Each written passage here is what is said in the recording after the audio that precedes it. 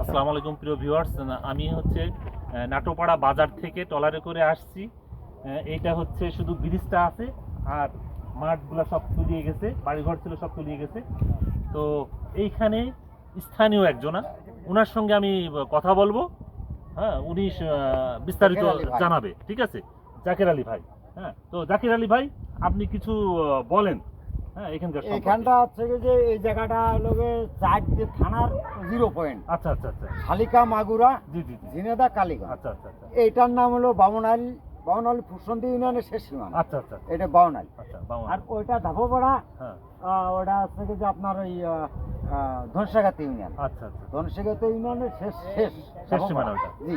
আর এটা হচ্ছে যে লক্ষ্মীপুর। এটা হচ্ছে লক্ষ্মীপুর। হ্যাঁ, এটা পরে লক্ষ্মীপুর। এটা তো আড়পাড়া।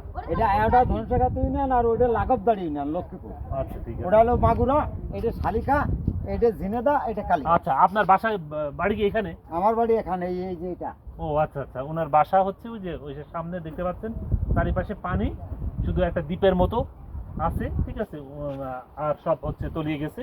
আর আমরা যে ব্রিজটার পাড়ে দাঁড়িয়ে আছি, এই ব্রিজটা কেবল আছে এখানে। ঠিক আছে, তো এই হচ্ছে আমাদের এই আজকে বিকালবেলা সারাদিনের ঘোরার, এটাই হচ্ছে আমাদের আনন্দ। ঠিক আছে, ওকে, থ্যাংক ইউ।